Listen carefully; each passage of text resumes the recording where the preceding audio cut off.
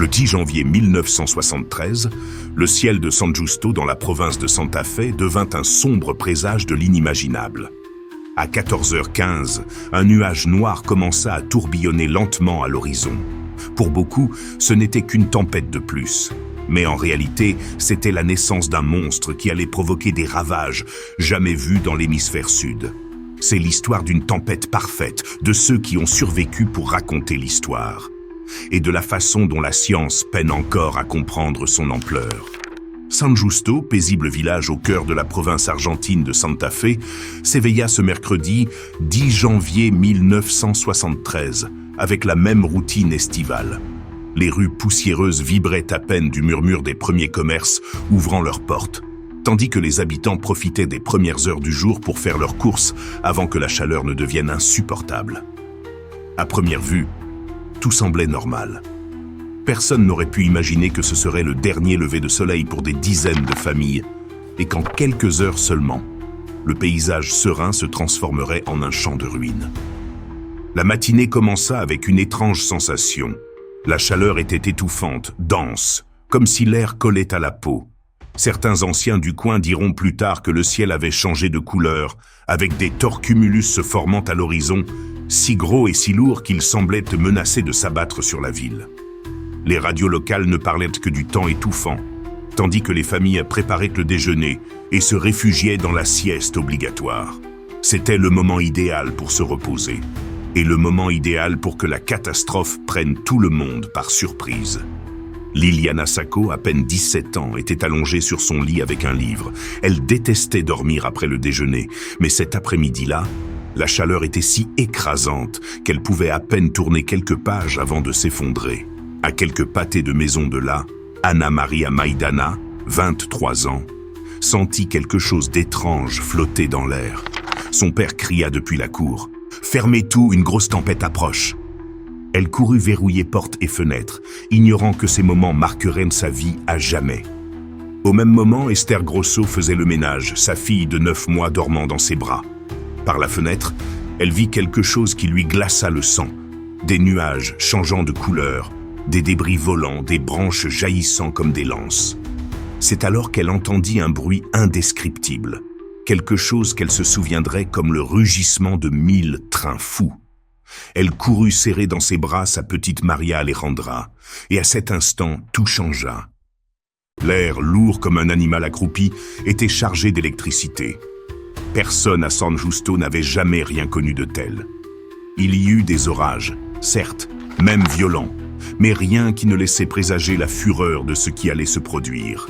Les plus attentifs percevaient une odeur étrange, une puanteur métallique, presque sulfureuse, mêlée à l'arôme brûlant de l'asphalte et de la terre sèche.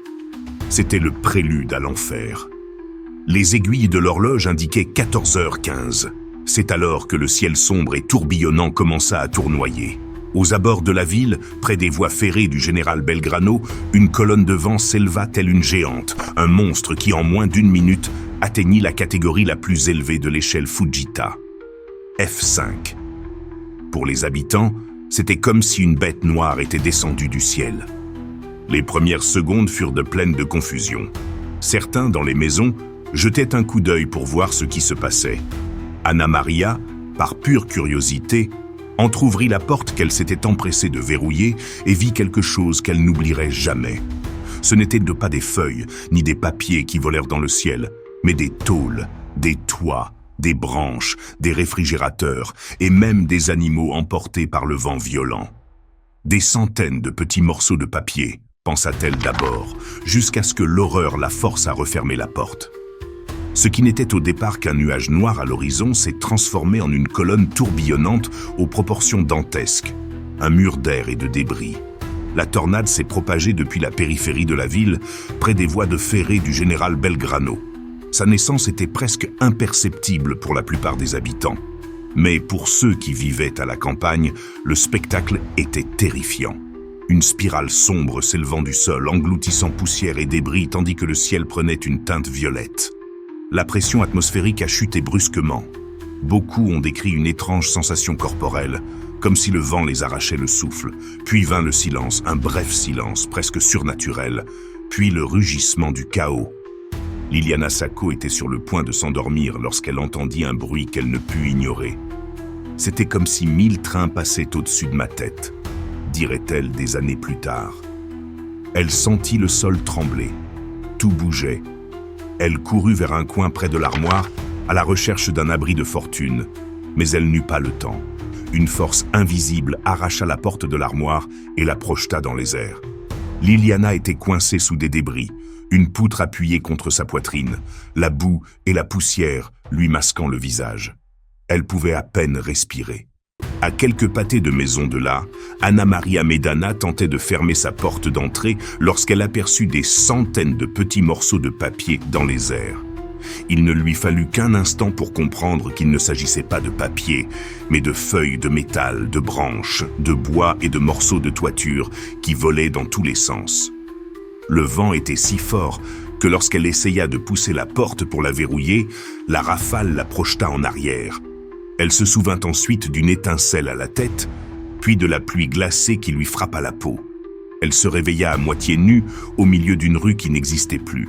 La tornade, avec des vents dépassant les 400 km/h, a tout désintégré. Des camions et leurs remorques ont basculé comme des toupies avant de s'écraser à des centaines de mètres. Un camion de livraison de soda a été projeté à 300 mètres et le cheval qui le tirait a été retrouvé coincé dans la cime d'un eucalyptus. Des vaches ont été soulevées à plus de 30 mètres de hauteur avant de retomber comme des poupées de chiffon écrasées au sol. Des arbres ont été déracinés et projetés comme des lances, transperçant murs et toits.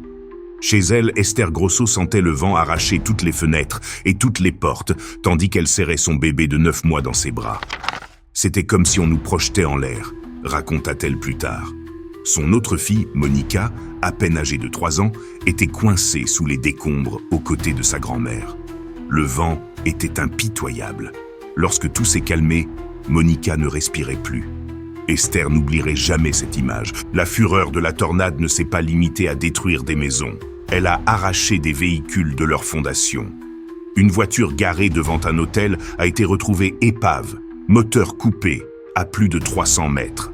Un atelier de mécanique a été complètement rasé et un camion et sa remorque ont disparu comme avalés par le vent. Quelques jours plus tard, des morceaux de ce même camion ont été retrouvés à plus d'1 kilomètre de là. Il n'y avait aucune logique dans ce chaos, seulement de la destruction. Des témoins ont décrit comment la tornade a changé de couleur, d'une teinte sombre à un rouge profond, teinté de poussière de briques et de sang d'animaux et de personnes. On aurait dit que le ciel saignait, se souvient un habitant. L'air sentait le soufre, la terre déchirée et les débris. La tempête semblait vivante, affamée, avançant avec une précision quasi chirurgicale. Sur son passage, elle a rasé 35 blocs en seulement 120 secondes. Au milieu de la catastrophe, la vie ne tenait plus qu'à un fil. Anna Maria vit son petit ami Roberto étendu sur le sol, la jambe déchirée par un morceau de métal tranchant. Le vent avait arraché un morceau de chair. Le tendon pendait et le sang maculait la boue. Malgré l'horreur, des voisins commencèrent à émerger des décombres, tels des fantômes couverts de poussière et de blessures, tentant d'aider ceux qui pouvaient encore crier. L'une des scènes les plus choquantes fut celle des personnes retrouvées à des centaines de mètres de l'endroit où elles se trouvaient au début de la tornade. Certaines furent soulevées dans les airs et projetées dans une forêt d'eucalyptus. Leurs corps mutilés furent abandonnés à la cime des arbres, un spectacle si brutal qu'il fallut des jours aux secouristes pour les ramener au sol. Pendant ce temps, Liliana restait coincée. Elle entendait les voix de ses sœurs et de ses voisins qui la cherchaient, mais elle ne pouvait pas réagir. Une poutre l'écrasait et sa respiration devenait de plus en plus saccadée. On la retrouva miraculeusement couverte de boue, le corps couvert de blessures. « Je ne saurai jamais comment j'ai survécu », dira-t-elle plus tard. La violence du phénomène était telle que les spécialistes le comparèrent à une arme de destruction massive. Les vents de force F5, par leur vitesse et leur force, arrachèrent les maisons de leurs fondations, laissant le sol dénudé comme si rien n'avait jamais existé. Les arbres furent dépouillés de leurs feuilles et de leur écorce, transformés en lances improvisées. L'hôpital San Justo lui-même fut endommagé. avec des vitres brisées et des toits arrachés. En quelques minutes, la ville telle qu'il la connaissait disparut. La tornade était entrée par la route nationale 11 et avait traversé le boulevard Roque Sáenz Peña, rayant des quartiers entiers de la carte.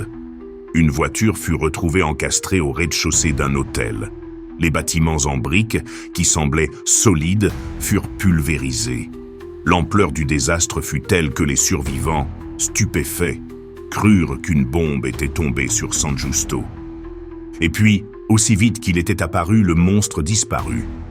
À 14h25, le vent faiblit, les laissant dans un silence de mort, seulement troublé par les appels à l'aide et les gémissements des blessés. Une pluie battante continua pendant 1 heure, tandis que les rares personnes capables de marcher cherchaient leurs proches parmi les ruines. Ce n'était que le début de l'enfer. Pour comprendre l'ampleur de la tornade de San Justo, il est nécessaire de dépasser la tragédie et de percer le mystère de la science qui l'entoure. Ce phénomène n'était pas une tornade ordinaire, il s'agissait d'un colosse atmosphérique classé dans la catégorie la plus élevée de l'échelle Fujita-Pearson, F5. En termes météorologiques, cela signifie que la tempête a atteint le niveau de destruction le plus élevé jamais enregistré, avec des vents pouvant dépasser 450 km/h, arrachant des maisons de leurs fondations et projetant des véhicules de plusieurs tonnes comme des jouets. L'échelle Fujita-Pearson, créée par le scientifique nippo-américain Tetsuya Ted Fujita, classe les tornades en fonction des dégâts qu'elles causent aux structures humaines et à la végétation. Une tornade F0 arrache à peine des branches d'arbres. Une F3 peut détruire des toits et causer de graves dommages aux bâtiments. Mais une F5 est une autre histoire. Elle est considérée comme extrêmement destructrice, capable de désintégrer des structures entières, laissant le sol si propre qu'il semble avoir été brûlé par le feu ou une bombe de grande puissance. Dans l'imaginaire populaire, une F5 est surnommée le doigt de Dieu, car là où elle frappe, rien ne reste debout. Ce fut le cas à San Justo. Fujita lui-même a étudié le phénomène survenu dans la province de Santa Fe, stupéfait par l'ampleur des dégâts. Pour lui, cette tornade était la plus intense jamais enregistrée dans l'hémisphère sud. Et pour cause, en seulement 2 minutes, la colonne d'air en rotation a désintégré quelques 500 maisons, blessé plus de 600 personnes et tué au moins 80 habitants, ainsi que des centaines d'animaux. Les données recueillies par les météorologues et les témoins sont stupéfiantes. La tornade a pris naissance à 14h15, dans une zone rurale proche de la voie ferrée du général Belgrano. Ce qui n'était au départ qu'une tempête de nuages épais s'est rapidement amplifié grâce à des conditions idéales. Chaleur étouffante, humidité extrême et forte instabilité atmosphérique. Les relevés indiquent des températures supérieures à 38 degrés Celsius et une pression atmosphérique anormalement basse, facteurs qui ont agi comme déclencheurs. Lors de sa formation, la tornade a mis à peine 1 minute pour atteindre la catégorie F5. Elle s'est déplacée vers le sud le long de la route nationale 11, sur une largeur d'environ 320 mètres et un trajet de plus de 3 km. Sa progression a été rapide et meurtrière, et son énergie était si intense que le sol a tremblé sous les pieds de ceux qui l'ont vu. Certains témoins ont rapporté que le bruit était semblable à celui d'un avion à réaction atterrissant en pleine ville. Mais le plus déconcertant fut son comportement. Des témoins se souviennent que la tornade changeait de couleur à mesure qu'elle avançait. D'abord violet foncé, elle virait ensuite au rouge profond. Ce changement était dû à la poussière de briques et aux débris qu'elle écrasait à l'intérieur, preuve évidente de la violence avec laquelle le vent a arraché chaque parcelle de la ville. Il a même aspiré la quasi-totalité de l'eau d'une lagune voisine, un exploit de force atmosphérique que très peu de tornades au monde ont accompli. Les scènes de dévastation qu'il a laissées sur son passage témoignent de sa puissance. Une voiture garée devant un hôtel a été retrouvée à plus de 300 mètres, une épave de métal sans moteur. Une remorque à plancher métallique a été ensevelie dans un fossé de 2 mètres de profondeur, comme écrasée par une main géante. Chez un concessionnaire agricole, des tracteurs flambant neufs ont été retrouvés à 500 mètres, démontés, sans roue ni moteur. Il ne s'agit pas d'anecdotes exagérées, mais de faits documentés par les autorités locales et les bulletins météorologiques. La violence du vent a également eu des conséquences désastreuses. Des piétons ont été soulevés et projetés à 600 mètres de distance, retrouvés morts à la cime des arbres d'une forêt d'eucalyptus. Des animaux entiers, comme des vaches et des chevaux, ont été soulevés à des dizaines de mètres et projetés au sol avec une telle force qu'ils étaient méconnaissables. Des fragments de véhicules ont même été retrouvés incrustés dans les murs, les arbres et les toits, tels des projectiles tirés par un canon invisible. Ce phénomène n'était pas un accident isolé. La province de Santa Fe, comme d'autres régions du centre et du nord de l'Argentine, fait partie de ce que les météorologues ont surnommé l'allée des tornades. Cette bande qui s'étend à travers le centre de l'Amérique du Sud partage des caractéristiques climatiques avec la célèbre allée des tornades des États-Unis. De vastes plaines, de violentes collisions entre des masses d'air chaud et humide du nord et des fronts froids du sud, et une géographie propice à la formation de tempêtes supercellulaires. Bien que le nombre de tornades en Amérique du Sud soit inférieur à celui de l'Amérique du Nord, lorsqu'elles se produisent, elles peuvent atteindre des intensités comparables. La tornade de San Justo était unique non seulement par sa puissance, mais aussi par son contexte historique. À cette époque, l'Argentine ne disposait ni de radars météorologiques sophistiqués, ni de systèmes d'alerte précoce. Les gens avaient peu, voire aucune connaissance élémentaire des tempêtes. Personne n'était préparé à un phénomène d'une telle ampleur. Ce qui pouvait être détecté des heures à l'avance aujourd'hui n'était, en 1973, qu'une embuscade venue du ciel. Des études ultérieures ont conclu que les conditions de la journée étaient parfaites pour la formation d'une tornade classique. Une couche d'air chaud et humide en surface, un courant d'air froid et sec en altitude et de forts courants ascendants. À tout cela s'ajoutait un facteur supplémentaire, le rayonnement thermique de l'asphalte de la route nationale 11 qui a probablement attiré et canalisé l'énergie de la tornade vers le cœur de San Justo. Pour les scientifiques, la tornade de San Justo était un laboratoire naturel. Pour les survivants, ce fut un châtiment incompréhensible. C'était comme si le ciel était en guerre contre nous, a déclaré un témoin des décennies plus tard. L'étude du phénomène a permis de mieux comprendre les tornades dans l'hémisphère sud, mais rien ne peut expliquer la violence et la douleur qu'elle a laissées derrière elle. Et tandis que la science tentait de percer ses secrets, la réalité dans les rues était différente. Des familles déchirées, des maisons rayées de la carte, et une ville qui commençait tout juste à comprendre qu'elle avait survécu à la tornade la plus féroce jamais enregistrée dans toute l'Amérique du Sud. Dès que la tornade a touché le cœur de San Justo, la ville a cessé d'être un lieu familier. Les rues, les arbres, les maisons, tout s'est brouillé dans un tourbillon de violence. Il n'y avait pas le temps de réfléchir ni de réagir. Ce fut à peine 2 minutes, mais pour ceux qui l'ont vécu, le temps est devenu une éternité, marquée par la peur la plus pure. Liliana Sacco parvint de justesse à se réfugier près de l'armoire lorsque le monde sembla exploser. Le toit de sa maison disparut, arraché comme une feuille de papier. Elle sentit un coup violent, puis l'obscurité et le silence. Lorsqu'elle ouvrit les yeux, elle était coincée sous une montagne de briques et de poutres. Le bois lui serrait la poitrine, lui rendant la respiration difficile. Elle ne pouvait pas crier. Elle n'entendait que le craquement des planches et les pas des gens marchant sur les décombres. « J'ai cru que j'allais mourir là, enterrée, sans que personne ne me trouve », dira-t-elle plus tard. Quelques pâtés de maisons plus loin, Anna Maria Maidana ouvrit la porte pour regarder, poussée par la curiosité. Ce fut une erreur fatale. On aurait dit des petits morceaux de papier en l'air, mais c'étaient des toits, des tôles, des vaches et des morceaux de maisons, dit-elle. Avant qu'elle puisse refermer la porte, une violente rafale la projeta au sol. Son souvenir suivant est de s'être réveillée à moitié nue au milieu des ruines, trempée par la pluie, tandis que son petit ami Roberto gisait à côté d'elle, la jambe brisée, déchirée par une plaque de métal, projetée comme une lame. Esther Grosso a vécu une terreur d'un autre genre. Elle tenait sa petite Maria Alejandra dans ses bras lorsqu'elle les a senties toutes deux soulevées du sol. Le vent les a entraînées à travers la maison, s'écrasant contre les murs et les meubles jusqu'à ce qu'elles tombent à genoux. Elle a survécu. Mais sa fille aînée, Monica, 3 ans, n'a pas eu cette chance. Elle est restée coincée sous les décombres et est morte silencieusement, sa tétine toujours dans la bouche. Il n'y avait aucun moyen de la protéger, nulle part où aller, se souvenait-elle. les larmes aux yeux.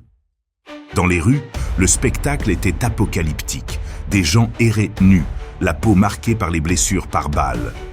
Des objets autrefois du quotidien étaient devenus des armes mortelles, une fenêtre transformée en guillotine, un réservoir d'eau volant comme une balle, un arbre transformé en lance. Un camion fut retrouvé encastré dans une maison et un camion de livraison atterrit sur la cime brisée d'un eucalyptus. Des vaches, des camions et des gens volaient. C'était comme une bombe atomique, disait Liliana. Lorsque le vent cessa, le silence devint encore plus inquiétant. Il pleuvait à verse, mais on n'entendait que les appels à l'aide. Les survivants surgiraient des décombres tels des fantômes, couverts de boue et de sang, cherchant désespérément leur famille. Anna Maria courut vers ce qui avait été sa maison et ne trouva qu'un amas de décombres. Là, un policier lui annonça que son père était mort, écrasé contre un mur. La douleur était aussi grande que la confusion. Comment était-il possible que tout ait disparu en seulement 2 minutes ? Les témoignages concordent. La ville ressemblait à une zone de guerre. Les maisons en briques étaient réduites en poussière. Les rues étaient recouvertes de débris méconnaissables et des corps gisaient parmi les décombres. L'hôpital local était également endommagé, privé d'électricité, mais les médecins et les habitants faisaient de leur mieux pour soigner les blessés. En quelques heures, San Justo, autrefois ville animée, devint une terre dévastée, où la vie et la mort s'entremêlaient à chaque recoin. L'enfer était passé, mais la véritable horreur ne faisait que commencer. Il fallait maintenant retrouver les disparus, secourir les blessés et comprendre ce qui s'était passé. San Justo était en ruine, et le vent avait laissé plus que des ravages. Il avait laissé une peur qui ne s'effacerait jamais de la mémoire collective. Lorsque le monstre du vent disparut, San Justo fut plongé dans un silence de mort. Seul le bruit de la pluie et les appels à l'aide troublèrent ce calme absolu. C'était comme si le temps s'était arrêté. Les rues étaient méconnaissables, des montagnes de décombres là où se dressaient autrefois les maisons, des véhicules tordus comme du papier et des arbres déracinés éparpillés dans un chaos indescriptible. Les survivants titubaient hors des décombres, couverts de boue et de sang, les yeux écarquillés par le choc. Nombre d'entre eux étaient nus, le vent ayant arraché leurs vêtements comme une seconde peau. D'autres pouvaient à peine marcher, blessés par des éclats de verre et de tôle. C'était comme se réveiller dans un autre monde, un monde où tout ce qu'ils connaissaient avait disparu, a raconté un voisin. L'hôpital local, également touché par la tempête, est devenu un centre d'urgence improvisé. Privés d'électricité, médecins et infirmières travaillaient à la lumière de lampes de poche et de bougies, soignant plaies ouvertes, fractures et amputations avec des moyens minimes. Certains patients ont été transportés tant bien que mal jusqu'à la capitale Santa Fe, à plus de 100 km, dans des véhicules qui parvenaient à peine à circuler sur les routes jonchées de débris. C'était comme une guerre sans armée, où les habitants étaient les seuls soldats, se souvient un volontaire. La scène était sinistre. Les autorités ont commencé à aligner les corps sans vie dans le hall du commissariat et dans les couloirs de l'hôpital pour les identifier. Ils étaient des dizaines, recouverts seulement de couvertures ou de draps. Beaucoup étaient dévêtus et les coups les avaient rendus méconnaissables. Les proches les cherchaient avec un mélange de peur et d'espoir, craignant de retrouver le visage d'un être cher. Les récits de perte étaient bouleversants. Anna Maria Maidana, encore sous le choc, se précipita vers ce qui restait de sa maison. Là, un policier l'informa que son père était mort, écrasé contre un mur. Son frère était grièvement blessé, le bassin fracassé par une vitre brisée. Roberto, son petit ami, luttait pour sauver sa jambe dans un hôpital de fortune. La jeune femme avait du mal à comprendre comment, en quelques minutes, son monde s'était écroulé. Liliana Sacco a vécu une tragédie similaire. Son père a été retrouvé assis sur une clôture, nu et couvert d'ecchymose. Bien qu'il ait été transporté à l'hôpital, il est décédé quelques heures plus tard. Sa mère a été hospitalisée pendant plus d'1 mois avec de graves blessures à la tête. La tornade n'a pas seulement détruit notre maison, elle a détruit notre famille, a déclaré Liliana, les larmes aux yeux. Les opérations de sauvetage étaient une véritable course contre la montre. Voisins, policiers et pompiers improvisaient des outils avec les ressources disponibles, fouillant les décombres à la recherche de signes de vie. Les appels à l'aide étaient constants, et chaque sauvetage réussi était une petite victoire au milieu de la tragédie. Mais il y avait aussi des silences, ces lieux où personne ne subsistait. La ville entière ressemblait à une zone de guerre. En seulement 2 minutes, la tornade avait fait plus de 600 blessés, des centaines d'animaux morts et des milliers de sans-abri. Une odeur de boue, de sang et de soufre imprégnait l'air. Les communications radio étaient coupées et la nouvelle de la tragédie mit longtemps à parvenir à Santa Fe et au reste du pays. Il n'y avait ni téléphone, ni électricité, ni eau. Seules les forces des survivants subsistaient, s'entraidant du mieux qu'ils pouvaient. 50 ans se sont écoulés depuis ce jour où le ciel est devenu l'ennemi. Mais à San Justo, le souvenir reste vif comme une blessure qui ne guérit jamais. Chaque fois que le vent souffle fort ou qu'une tempête assombrit l'horizon, les survivants ressentent le même frisson qui les a parcourus le 10 janvier 1973.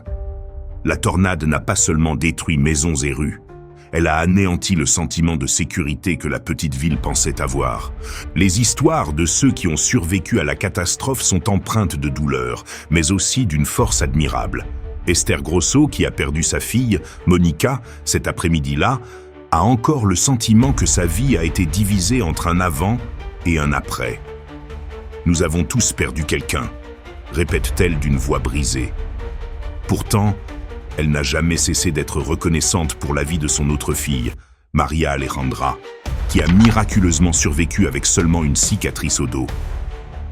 La tornade m'a appris que la vie est fragile, mais aussi que chaque jour que nous respirons est un cadeau, confesse-t-elle. Anna Maria Maidana, marquée à jamais par la mort de son père et la blessure de son petit ami Roberto, est retournée à San Justo des années plus tard, malgré la peur qui ne l'a jamais quittée. « Je vis en regardant les nuages.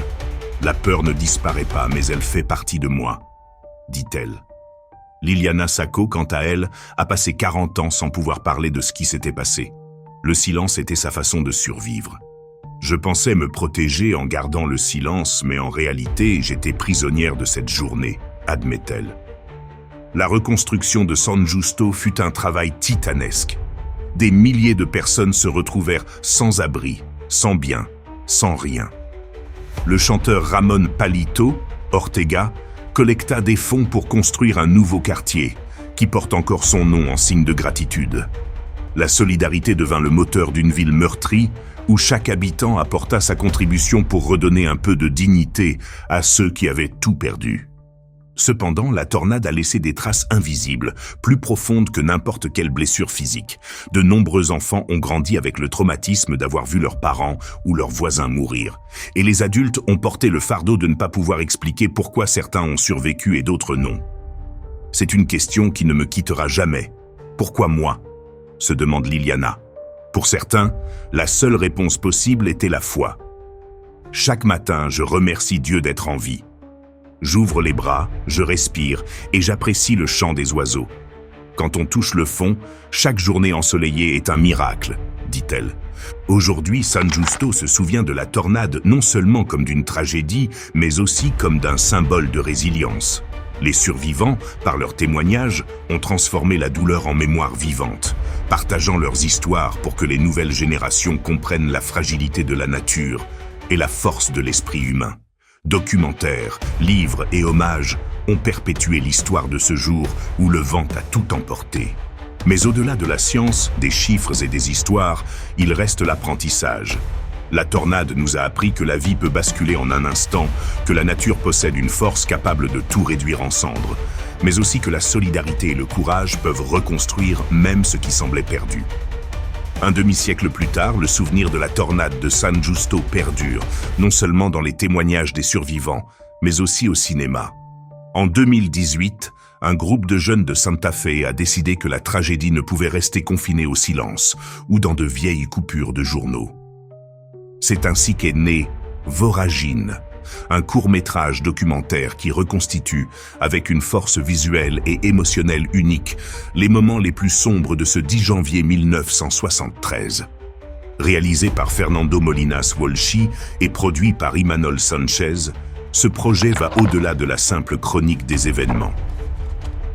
Voragine cherche à faire ressentir au spectateur, au plus profond de lui-même, l'expérience de ceux qui ont vécu ce jour où le vent a rayé de la carte un quartier entier. À travers des témoignages de familles et de victimes, des images d'archives et des reconstitutions saisissantes, ce court-métrage offre un aperçu direct de la peur, du chaos et du courage des survivants. Le documentaire se concentre sur 3 voix clés, des membres de famille qui, des décennies plus tard, osent se remémorer le bruit de 1000 trains rugissant à l'unisson, l'odeur de soufre dans l'air et le désespoir de chercher dans les décombres des êtres chers qui ne reviendront jamais. Leurs mots, ponctués d'émotions, font écho à une tragédie qui a marqué à jamais l'histoire de la météorologie en Amérique du Sud. La tornade de San Justo fut la plus violente de l'hémisphère sud. Aujourd'hui, les survivants sont les témoins vivants que même après la pire tempête, il est toujours possible de se relever, car le vent, aussi dévastateur soit-il, ne peut jamais anéantir l'espoir. Si vous êtes passionné par les histoires vraies de tempêtes qui ont changé l'histoire, les mystères de la nature et les événements extrêmes qui défient l'imagination, vous êtes au bon endroit. Dans Extreme Tornado, vous découvrirez des récits poignants, des analyses scientifiques et des documentaires uniques sur les phénomènes les plus puissants de la planète. Ne manquez pas le prochain épisode, abonnez-vous dès maintenant et activez la cloche pour être parmi les premiers informés de chaque nouvelle histoire. Parce que quand le ciel rugit, on vous le dit.